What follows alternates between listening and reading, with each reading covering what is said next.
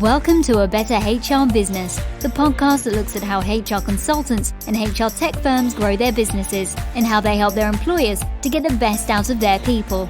Remember, for show notes and downloads, go to www.getmorehrclients.com/podcast. That's getmorehrclients.com/podcast. Okay, let's get started. Hello, thanks very much for joining me today. Great to have you along. And I'm delighted to be joined by Doug Strycharczyk. Doug is the Managing Director at AQR International, a fascinating company focusing particularly on mental strength, but they provide clients of all types with a complete solution around assessment and development of important themes such as mindset, resilience, leadership, team working, and personal effectiveness. Like I say, it's a fascinating area. So Doug, thank you very much for joining me today. Well, it's a pleasure. I'm delighted to be here. And whereabouts are you based? I'm based in the northwest of England, in a nice part of northwest of England in Chester. Love it. It's a 2,000-year-old Roman city. Beautiful. Yeah. I visited there as a kid and I was fascinated by the place. So yeah, you're lucky to be in a beautiful part of the world. Doug, you've got an amazing story and an amazing business. So can you give us a 2-minute summary of your background and your history in HR particularly? Okay, well, the first thing that people will realize is that I'm older than they think. I started work in 1969, so immediately people will be getting the calculators out to work out what that means. Oh, hang on, I have to ask, was HR called HR back then? Not really. No? You have welfare officers and personnel officers, and they would have very restricted range of duties. They would often recruit and they might look after welfare or things like that. Got it. I was very quickly, my first appointment was actually as a training officer, and then within 6 months as a training manager, which was actually a bizarre experience when I look back at it, because as a sort of a 20-year-old, I was put in charge of a team of trainers who each had more experience individually than I had lived. So, but, in those days, if you were out of a university, you were assumed to be super clever and super effective, and here's your job. And so I started working with an organization called the United Drapery Stores, which then employed tens of thousands of people in the UK. Moved to Decca, which was in those days, a very high-tech organization. That was a completely different experience, moving from a traditional industry into what was then a really high-tech industry. Then went to work for Goodyear, and that's exposed me to the HR and personnel practice from other countries. Then moved to Wedgwood, Josiah Wedgwood. So I've got a lot of big company experience. But my final period was working with Castrol UK, which is now a part of BP. And then those days it was part of Burma Oil. And that was really kind of the pinnacle of my HR experience, because it was they gave me some remarkable opportunities. So I became head of HR for the UK. But at the same time, they made me head of operations for the UK. Oh. So this all happened on and off over a period of 10 years. But at the end, I held both titles. And that gave me a remarkable insight, because on the one hand, I'm there to provide advice and support to the line. On the other hand, I was the line. And, when you sit and look at an issue from those two perspectives, you actually learn a lot about the effectiveness of both approaches. So that's me in a nutshell. Brilliant. And so tell us about the formation of AQR International. What led up to that? Well, one of the things that happened is that a unique combination of operations and HR meant that we had a very, very successful transformation project. The company was and still is doing well. But at the time, there were some gaps in the way that it was performing, and we transformed the company. It came to the attention of virtually every other oil company, a lot of other companies, and basically I started to get headhunted. Well, I didn't really want to go and work for another company. I thought, well, I've learned something. I think I've got something unique. So I set up a consultancy, and this is where we go into my current life. And initially I would guess for the first 10 years, we were almost a traditional consultancy. But one thing that I'd learned about effective HR practice, in developing a human resource, is it always has to start from the top. it's pointless going and introducing training programs into an organization or doing things with people at the bottom of an organization as a consultant, because the minute you left, it disappeared, it evaporated. If you hadn't built it into the company, that's an issue of culture, and you hadn't got the leadership of the organization truly on board, not just signing checks, but actually walking the talk and supporting what you're doing. And sometimes you're developing those leaders to be able to do something different. If that didn't happen, the change didn't happen.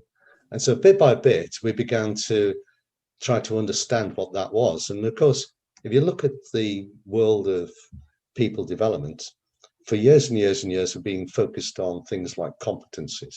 So when we focus on competencies, we focus on behavior and skills and knowledge. But actually, there's a missing component, and that's attitude. You can train somebody to to show them what's the right behavior to adopt in most situations. You can give them skills, you can give them knowledge, but if they don't have the right attitude, they don't use that, and they don't apply it in the right way, and you may as well never have spent all that money on them.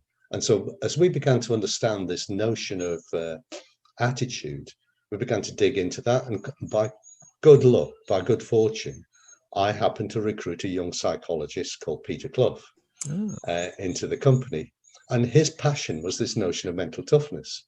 And he was coming from a sports world.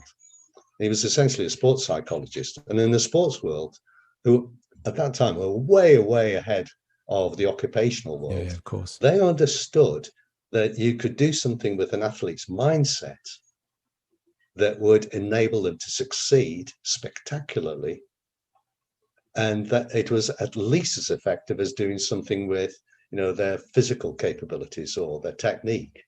And so in the world of sport, we've always known that you could actually do something with the attitude of a team or an individual that would turn them into a winner. Because we've seen examples of that over the years. I mean, one of the most striking examples, I think, is Andre Agassi. He was world number one on and off for a period of 4 years, but nobody would ever say he was the best tennis player in the world during those 4 years.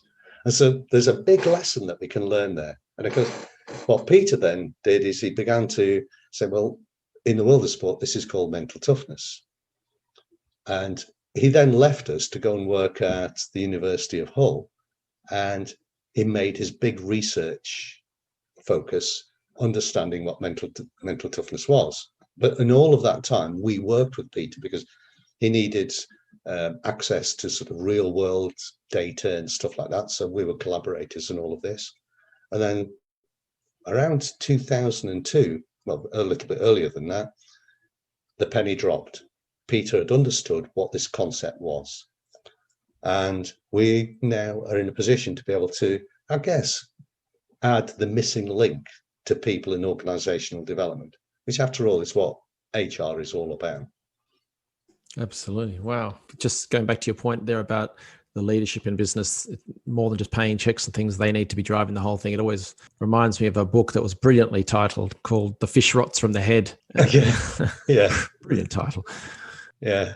An old Russian proverb. Yeah. Is it? There you go. Yeah, right, yeah. I didn't realize. And then the mental toughness thing, I agree. Sport tends to lead us and provide so many lessons and so on. And I always think back to someone from not far from your part of the world, David Beckham. He went through hell, if I recall. He got England knocked out of the World Cup or something because he got a red card, and then he was most vilified man across the country, and then he sort of bounces back. So I love all those sort of stories of mental toughness and then coming through to the other side and showing peak performance. How did you turn these lessons, academic theories and so on into a viable business?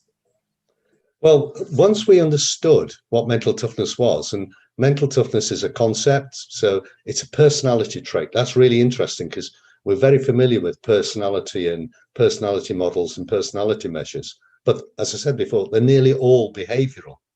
They're all about how we act when things happen. Whereas mental toughness is about how we think, how we respond mentally when things happen.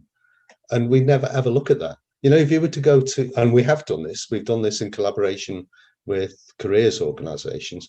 If you go to employers and say, how do you recruit people? And they'll say, oh, qualifications, experience, interview. And then you say, 12 months on, what makes a good employee? The answer is always attitude. Yeah. And then you say, well, how did you assess for attitude when you recruit them? Oh, no, we didn't. And there's an old adage that CIPD once used to use, and that most people are recruited on the basis of their qualifications, but they're fired because of their attitude. And that's the missing thing. We've always known that this concept of attitude, your mental approach to things, matters. In fact, the idea is at least 2,500 years old. I mean, what people don't realize is Plato identified fortitude as one of the 4 virtues. And the 4 virtues are still part of Western philosophy today.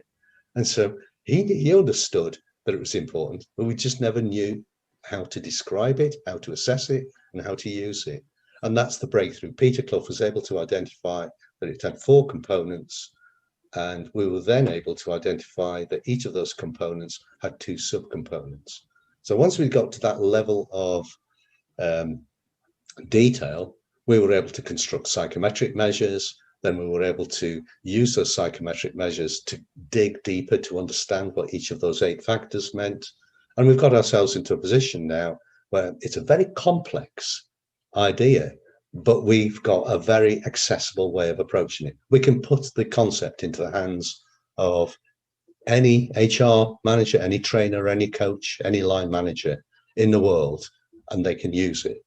And so you've turned it into a psychometrics assessment, and then I assume some training programs that go with that. Yeah, so it's yes, you're right, but it's almost an approach. So we were able to use a psychometric measure to assess mental toughness, and the reason why it's really important to use a psychometric measure is when we use behavioral measures, we can actually see behavior. So I can actually see whether you're an introvert or an extrovert. What I can't see is what's going on in your head. And moreover, you can't see what's going on in your own head. When things are happening and something brings you to a grinding halt, you just know you've come to a grinding halt.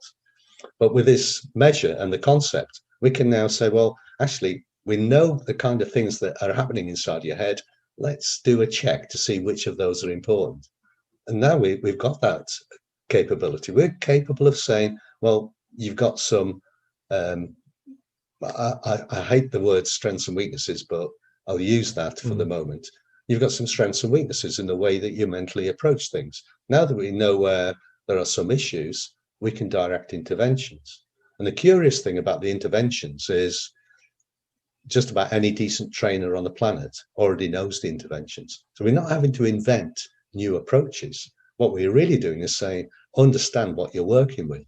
Don't just throw training at people and hope some of it sticks.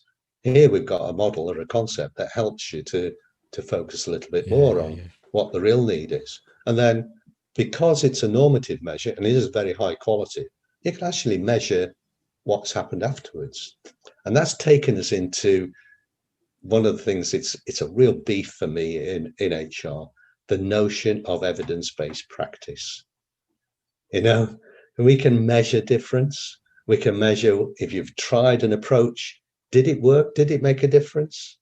And it's introducing something that never appears in HR practice, and that's causality. We're very fond of saying, I ran a training course for 50 managers and look at the difference it makes. How do you know that it was what you did that made that difference? It could have been the lunch you served at the course. Well, it could be a whole host of things. Famously, I mean, there was... ICI was once Britain's biggest company.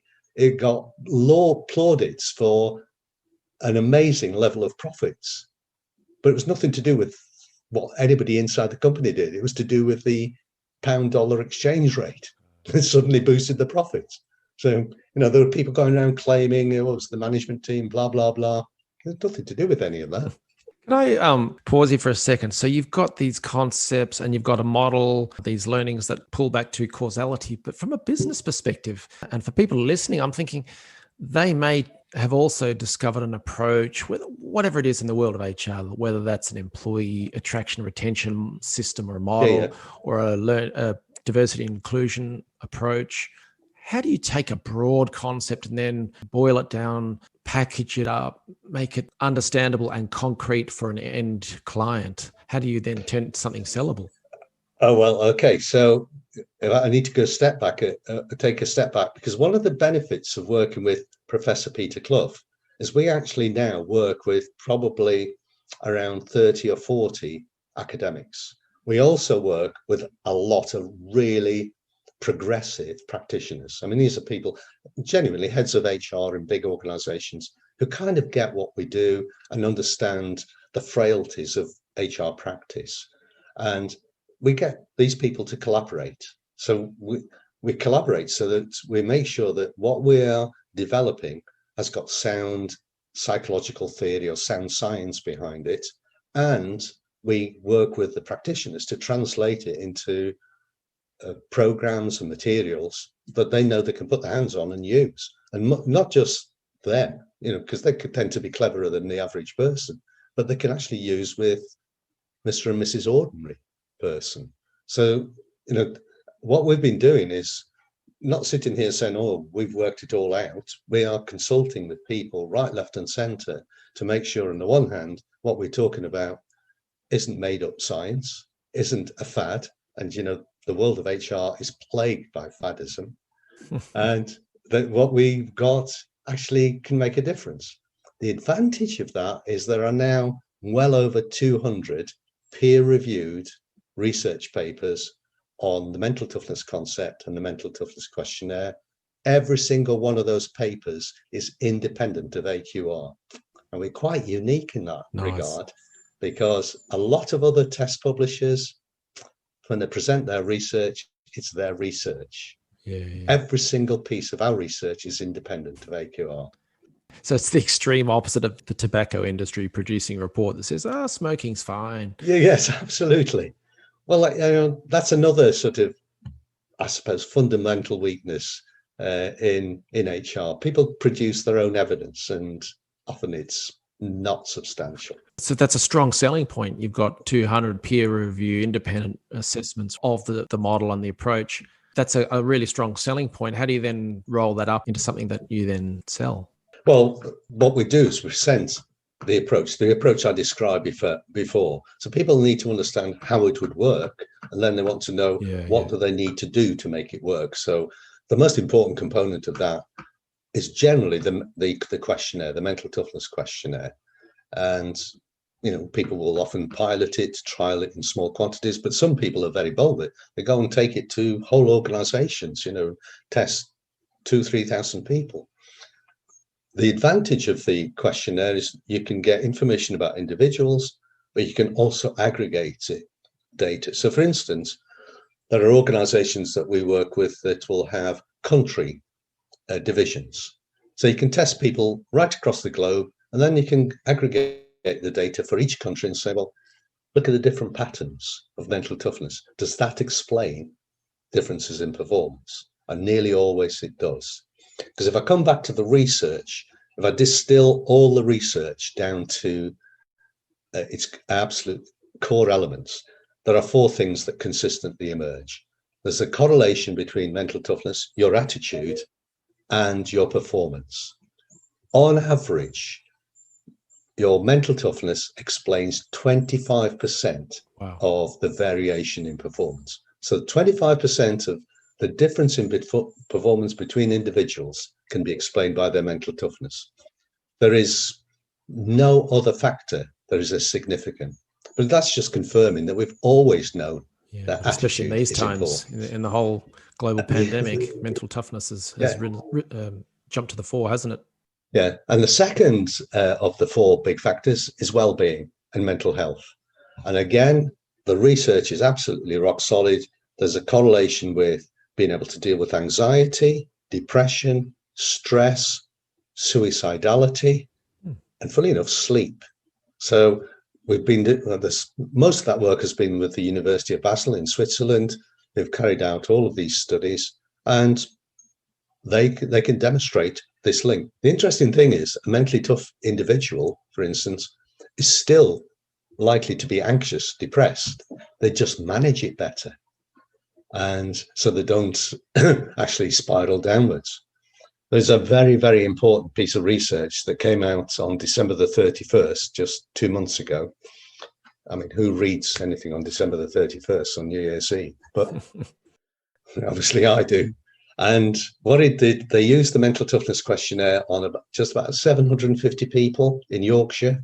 And they got them to complete a questionnaire on their anxiety, their depression, the level of depression, the level of stress. And they found that the mentally tough, this is in the middle of COVID, it was a COVID study, that the mentally tough were dealing with COVID and all the pressures that it brings perfectly well. They weren't particularly stressed, depressed, and so on. The mentally sensitive were getting progressively more and more stressed, anxious, and depressed. So when we read in the papers that, COVID has made most people stressed, in general, that's true. Specifically, it's not true.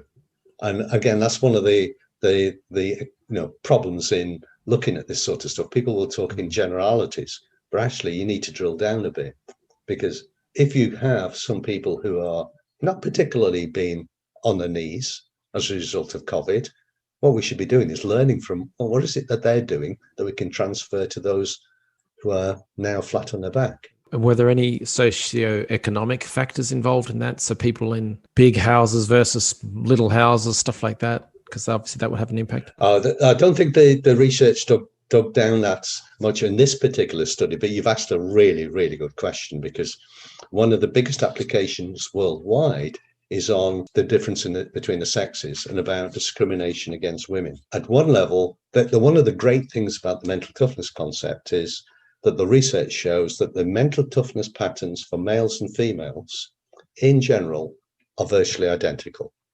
Now, that's a very positive message, because what that's saying is there are no grounds for believing that women respond more or less well mentally than males to any situation. That's saying we're all equal, and that's a really important piece of information. But what we actually see in some organizations when we go in, we do see differences between males and females. And when we dig in, it's a cultural thing. It's, you will see people discriminating against females, and it'll either be conscious, but more often it's subconscious. It's simply males not realizing that, the way that they're behaving is inadvertently blocking the contribution of females. Yeah.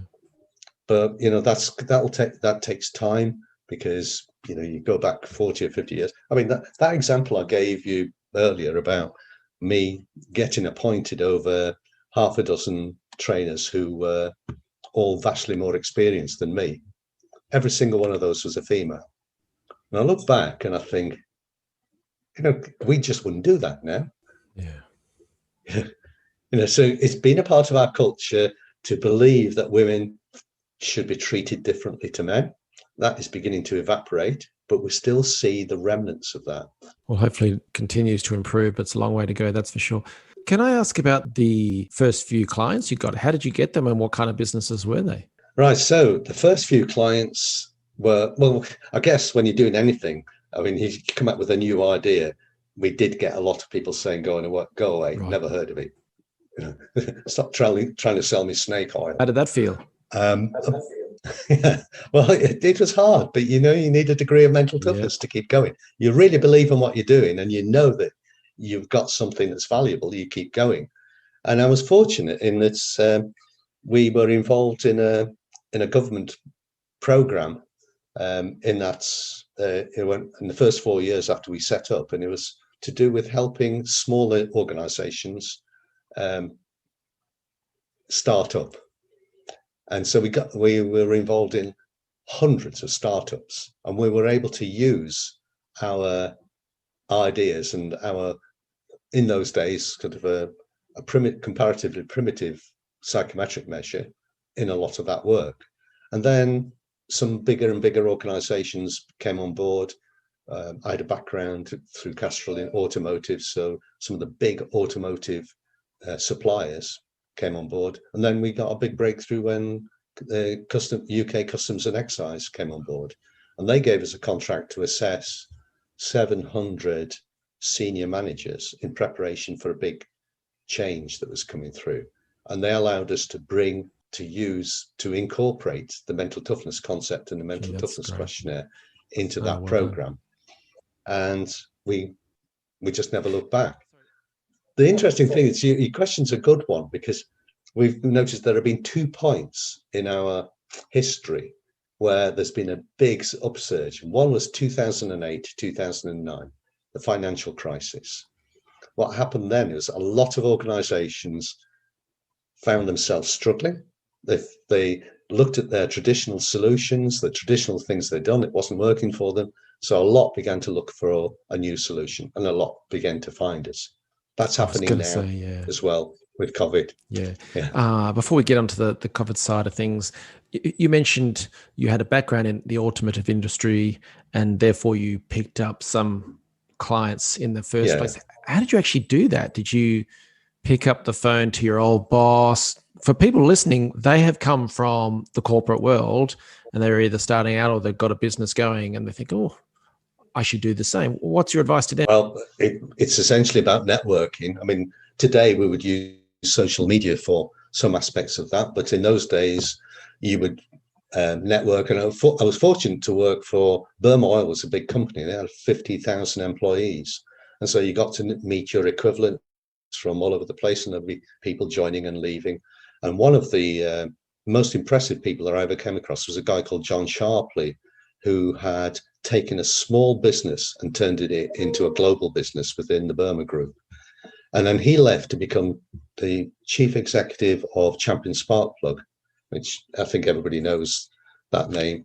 And almost the first thing he did was he got hold of me, because by then I'd started my business, and he said, come in and help me do in Champion Spark Plug what you did in Castrol. And it was a hugely successful program, so successful that the BBC did a feature on it, and they got a guy, a very famous guy called Professor John Adair, to come on and comment on the program, and we were very pleased to hear him describe it as unique and highly effective. And so, bit by bit, and then people who worked at Champion, they kind of got headhunted because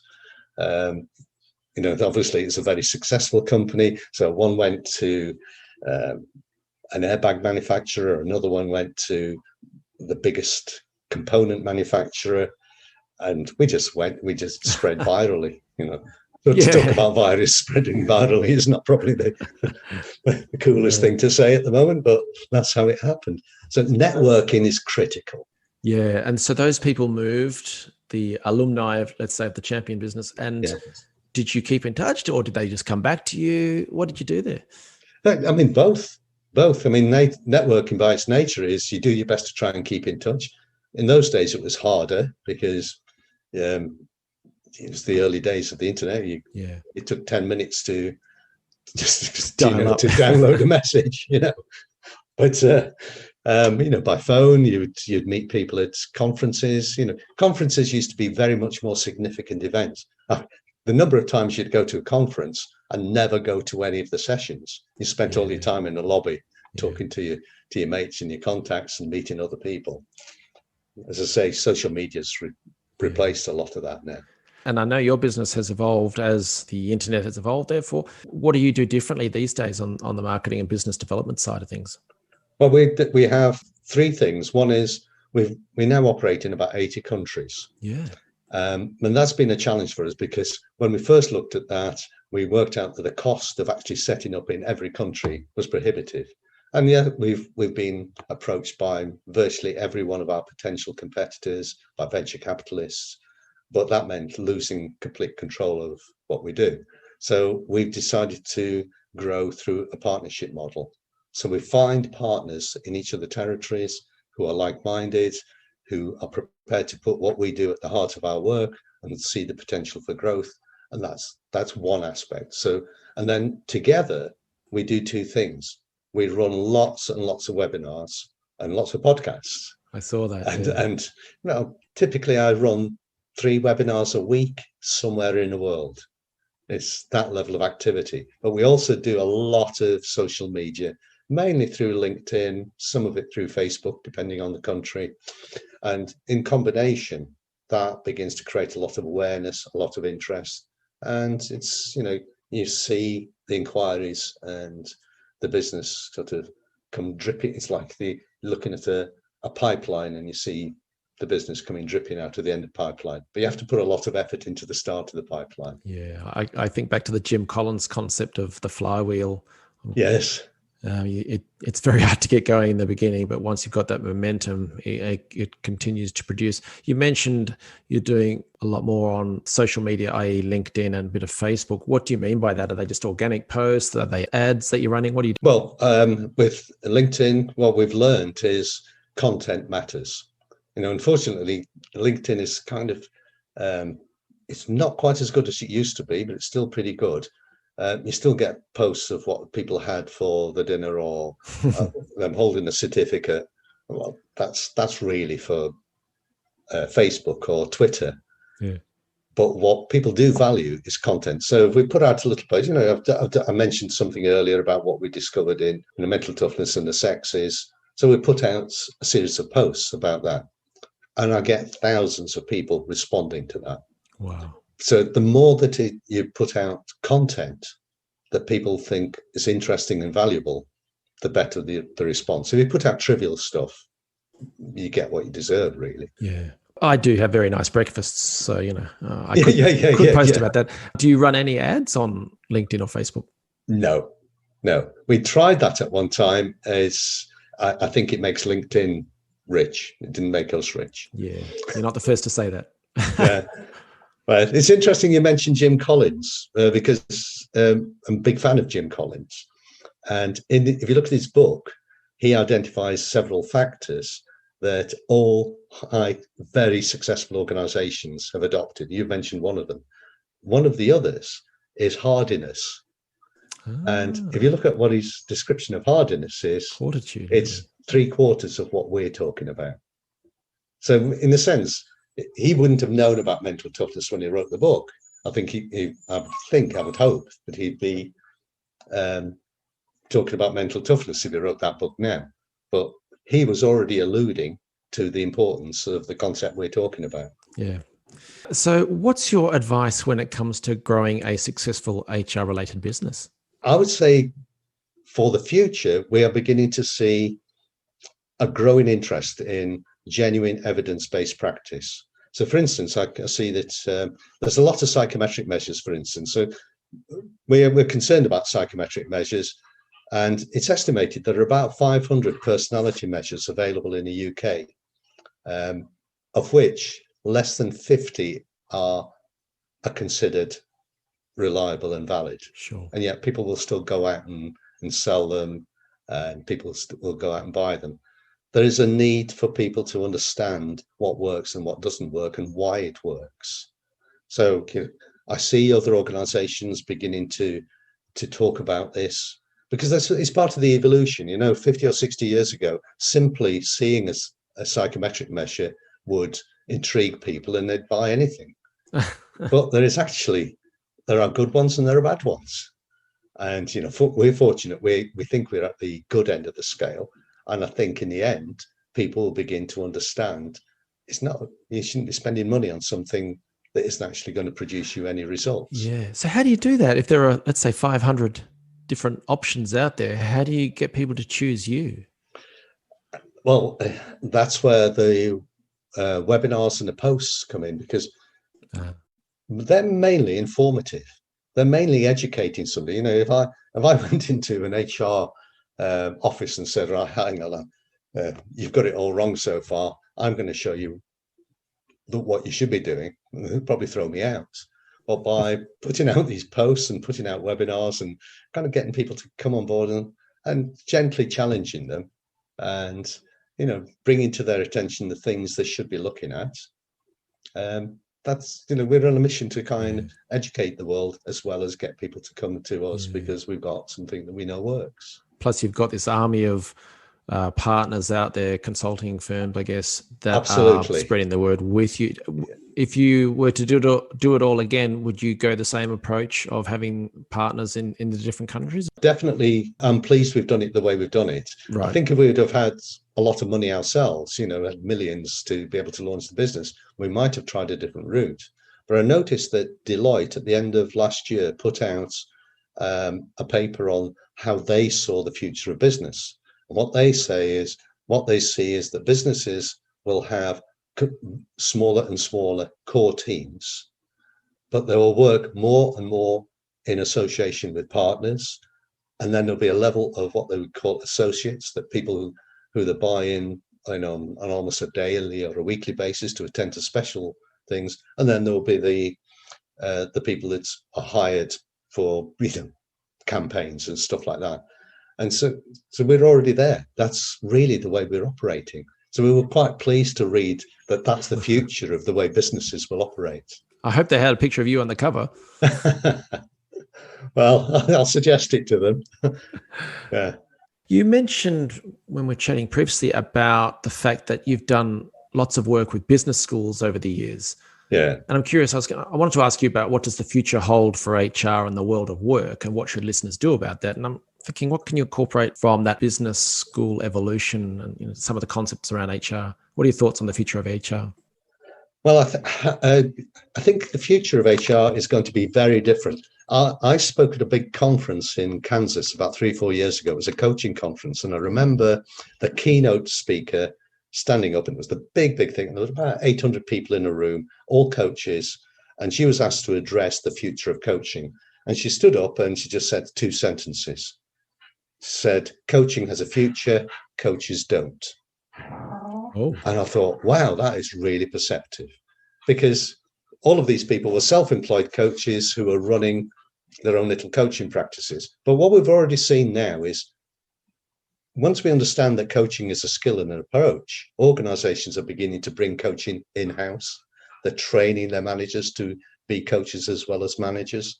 And so that's affecting the coaching industry significantly. I think something similar will happen in HR, because HR is a composite of lots of things. There's personnel administration, or HR admin, and that's maintaining records and increasingly collecting big data about what's happening in an organization. That's a very technical thing. You could see that being allied with the finance department in an organization, where other data is being collected. You look at the industrial relations side. Well, already in America, we're beginning to see software that you can plug a problem into and it'll come out with solutions. So can even the employee relations or the industrial relations side be attended to by technology? The suspicion is it can. And then if you look at development activity or recruitment activity, recruitment is already heavily dominated by technology. There's all sorts of things going on there. So, if you kind of look at it and say, well, look at all these changes, people development, who's actually responsible for people development? It's the line manager. Who's actually responsible for the motivation of people? It's the line manager. So who is the HR manager? It's not HR as we know it. It's the line manager. So if you were to look at what's happening in the world of coaching and extrapolate it to the world of HR, what you might see is that we are getting better and better line managers who are in fact also equipped to be their own HR managers for a number of aspects of HR. And if technology can sort out some of the other aspects, then the idea of going to HR and saying, I want to look at the attendance figures for my department, can you produce that information for me?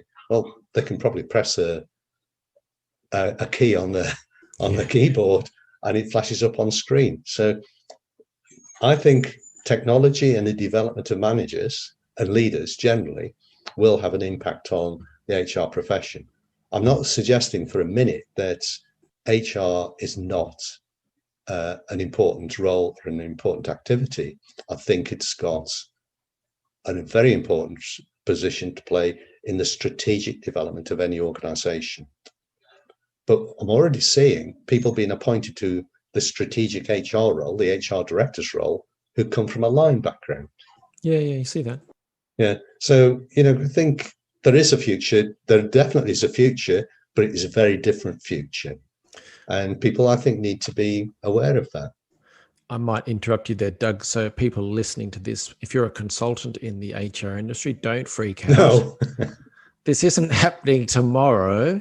I agree. I think it's something it's a continual evolution. We are naturally going to see line managers develop and improve their skills. But I think, there's still plenty of work for consulting firms in the HR space. But B, I agree absolutely that you need to be moving more and more up that strategic ladder rather than just looking at transactional stuff, because that will gradually get automated and systematized over time, and that will take away that kind of work. The employee handbook is the classic example for the entry consulting business. I'll go and write your handbook. Well, there is software that could do that for you. So what can you do for a business that's perhaps more strategic? Is that a fair summary? I think so. And I don't think people in the world of consulting should be worried if they are prepared to step back and see the bigger picture. And, I guess 25, 30 years ago, when we were operating as consultants, what we would see is people would be going around and offering a proposition. I'm an expert in problem solving. I'm an expert in communications. That's not what clients want. They want a solution. And you were alluding to the approach, what is it that we offer organizations when we talk about mental toughness? That's what we're offering. We're offering an approach, a broad solution that attends to some important areas in their organization.